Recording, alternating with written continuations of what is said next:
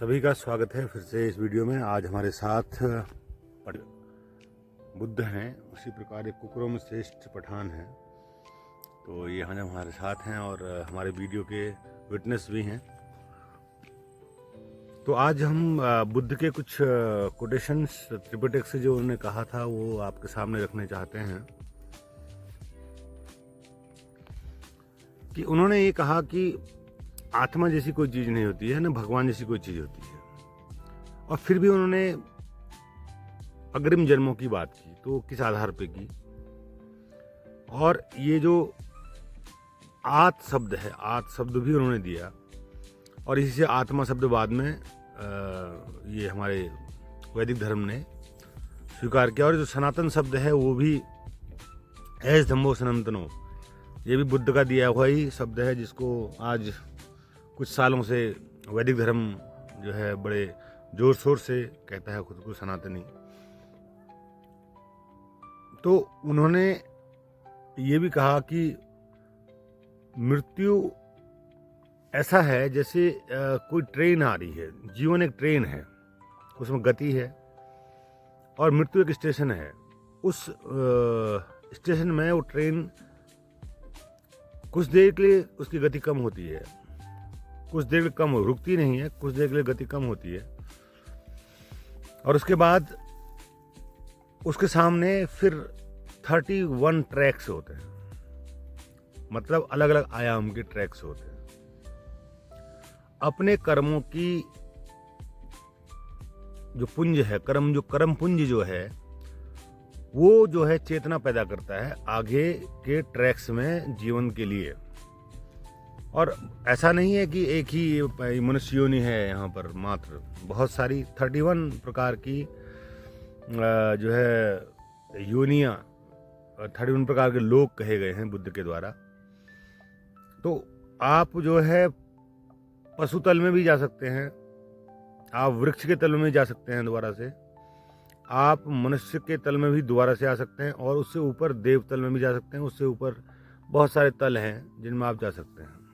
और ब्रह्मलोक, वैकुंठलोक के जो बातें की गई हैं वो भी हैं। और उन्होंने ये भी कहा, जो सबसे अद्भुत बात मुझे लगी बुद्ध की, कि आपको आपके उन ट्रैक्स में जाने पर, उन लोकों में जाने के लिए केवल और केवल आप जिम्मेदार हैं। उसके बाद जैसे हमारे वैदिक धर्म में श्राद्ध की प्रक्रिया है और मृत्यु भोज की प्रक्रिया है या दान की प्रक्रिया है, तो उनके नाम पर आप कुछ भी करें, उससे उनके ट्रैक में कोई चेंज नहीं आएगा, क्योंकि आदमी स्वयं के लिए जिम्मेदार है।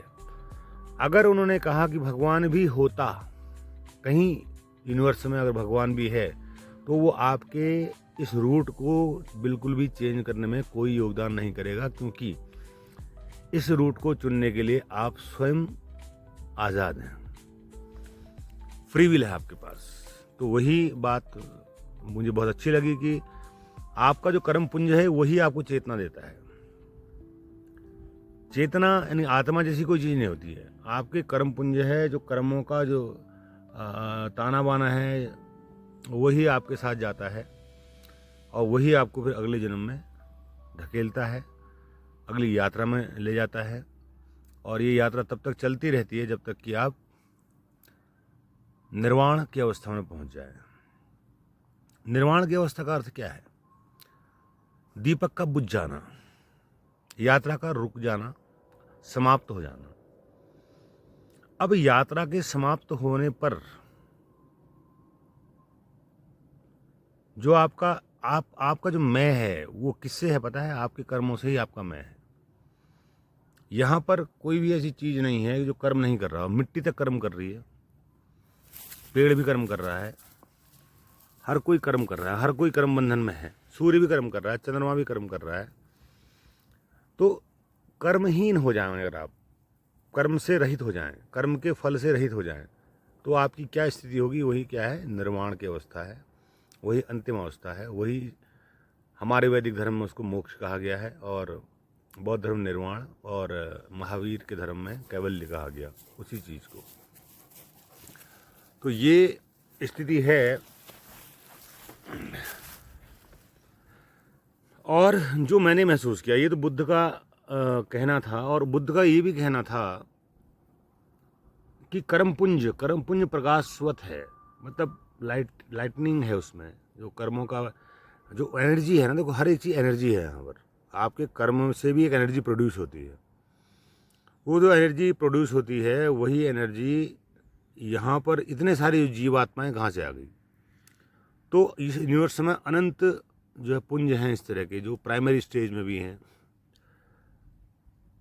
और वही जो है जीवन धारण करते हैं, अलग अलग जीवन धारण करते हैं।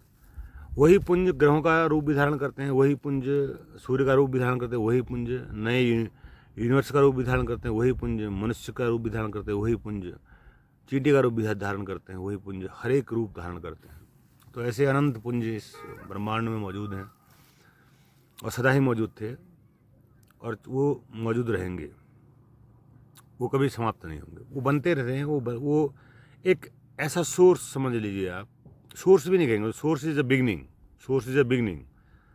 वो सदा ही हैं, वो सोर्स नहीं है, वो सदा ही अनंत हैं, वो सदा ही अनंत हैं, वो कभी बने नहीं किसी चीज़ से, वो सदा ही थे, सदा ही मौजूद थे। क्योंकि मैं सोर्स कहूँगा तो फिर वहाँ पर क्या है, एक बिगिनिंग पॉइंट आ जाता है कि हाँ उसको बिगिनिंग पॉइंट है, सोर्स का कारण कौन है।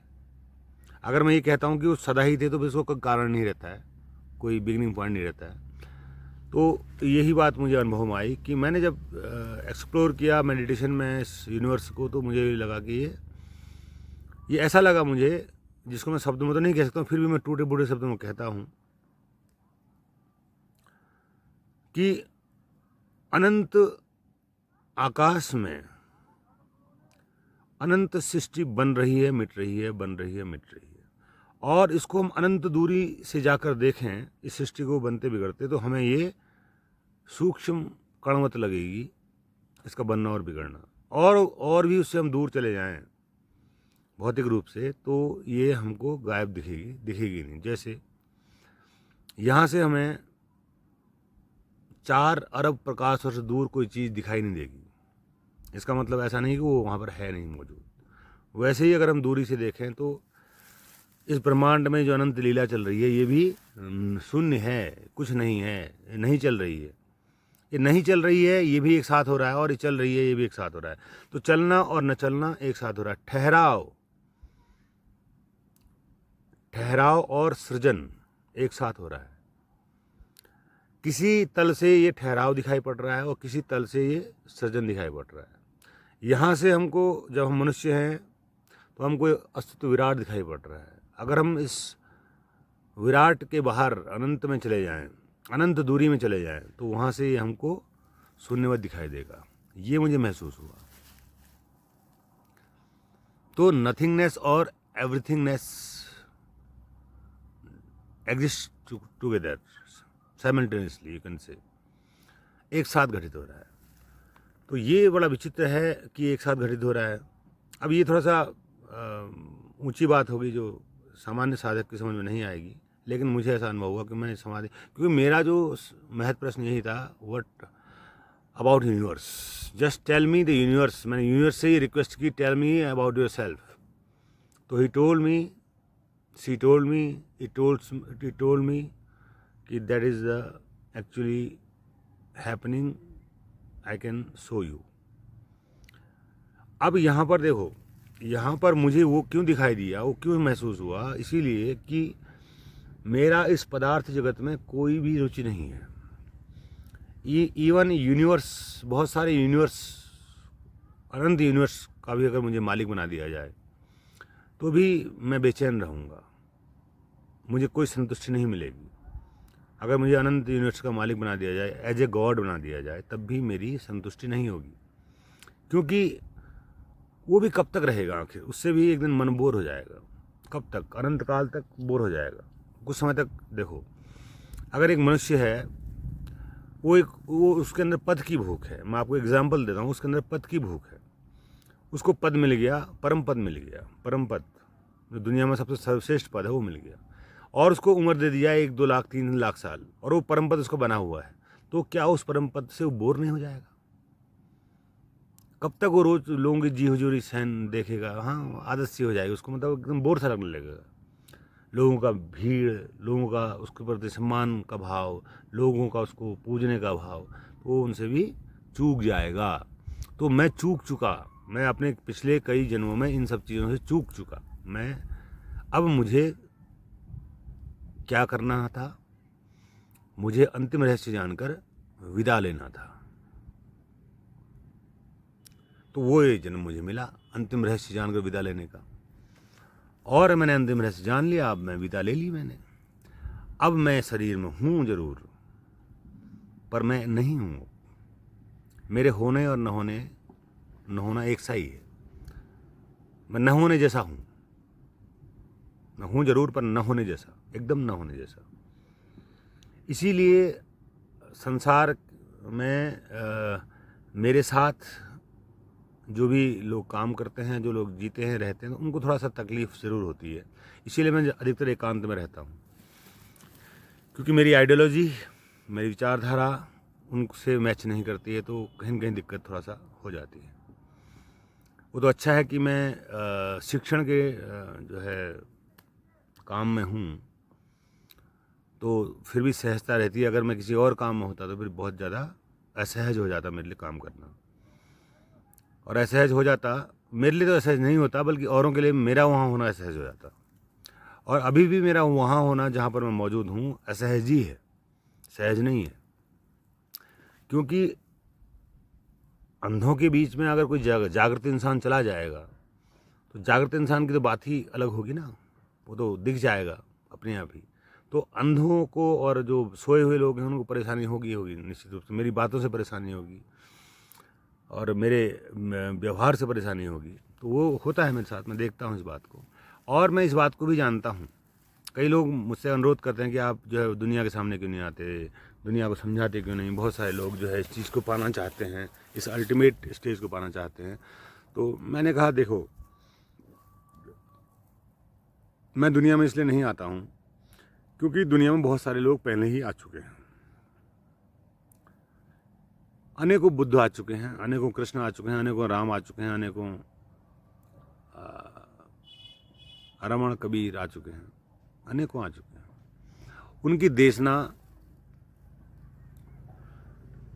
आज भी हमारे साथ है। लेकिन उनका ये कहना था, फिर मैंने जब ये उनसे कहा, तो एक हमारे मित्र हैं वो कह रहे थे मुझसे, तो मैंने उनसे कहा, उन्होंने कहा जीवित सदगुरु का होना एक अलग बात है। और मैंने कहा आज के समय में जीवित सदगुरु भी मौजूद हैं, ऐसा नहीं है कि जीवित सदगुरु मौजूद नहीं है, और वो भीड़ इकट्ठा कर रहे हैं। अभी वो थोड़ा सा बचकानी जो बात है भीड़ इकट्ठा करने वाली, वो हो रही है। तो मैंने कहा जिसको अगर सच्ची लगन है अल्टीमेट पोजीशन को पाने की या उसको जानने की, तो वो खुद में ही ढूंढ लेगा। मैंने कहा मुझे मेरा कोई जीवित सदगुरु नहीं था, मेरा कोई ऐसा गुरु नहीं रहा, मेरा टीचर नहीं रहा जो मुझे गाइड करता। ध्यान में भी मुझे बहुत परेशानी आई शुरू में, तो मैंने खुद ही उसको डील किया। और मैंने ध्यान में मृत्यु का जो भय लगता है वो मेरे साथ घटित हुआ। तो जब मैंने मृत्यु का भय मुझे घटित हुआ, तो मैंने कहा ध्यान में मृत्यु घटित हो भी जाएगी तो कोई हर्ज नहीं है। और मैंने अपने आप को, मेरी बॉडी तक चोक हुई और घंटों तक मैं समाधि में रहा। तो उसका विपरीत प्रभाव भी मेरे शरीर में हुआ, लेकिन मैंने उसको सब अपने आप ही डील किया, क्योंकि मैंने रिस्क लिया। जीवन को दांव पे लगा दिया, जीवन को जानने के लिए जीवन को दांव पे लगा दिया। और दांव ऐसा खेला कि उस दांव में विजय होनी निश्चित थी। अब जिसके अंदर जीवन को दांव लगाने की अगर अभिप्सा है, तो सत्य उसके सामने स्वयं अपने राज खोलता है। कहीं जाने की जरूरत नहीं पड़ती है, किसी जीवित सदगुरु की कोई जरूरत नहीं पड़ती है। और फिर भी मैं आपके साथ हूँ, और इतना कहने के बावजूद फिर मुझे मजबूरी में एक छोटा सा आश्रम बनाना पड़ा, और उन लोगों के लिए जो लोग अभिप्सा लिए हुए हैं और अपनी पत्नी मानव आस्था के साथ, वो काम मुझे करना पड़ा। और उनके अंदर भी करुणा का भाव है, हमारी धर्म पत्नी के अंदर भी करुणा का भाव है कि लोग जाने पहचाने। तो वो सोशल मीडिया के माध्यम से लोगों से जुड़ी रहती हैं और मुझे बताती हैं कि अब अमुक व्यक्ति ऐसा भाव वाला है, अमुक व्यक्ति ऐसा भाव वाला है, तो मैंने कहा बुला लो उसको, आ जाएगा तो समझ जाएगा बात। तो यही बात है। और जीवन को जीना सीखिए, और एक बार सीख लेंगे जीना तो फिर जीवन शाश्वत हो जाएगा, बीच में कोई मृत्यु का स्टेशन नहीं आएगा, अमरता आपको उपलब्ध हो जाएगी। और अमरता शरीर से नहीं होती है, अमरता आपके बीइंगनेस, एग्जिस्टेंस से होती है। बूंद समानी समंदर में, तो समंदर बनने का मजा लो, बूंद बनने में क्यों अटके पड़े हो, समंदर बनने का मजा लो, महासागर बनने का आनंद लो। जब महासागर है तो चलिए मिलते हैं किसी अगले भाग में। सौभाग्य है रहा आपसे बातचीत करने का। सभी को शून्योम।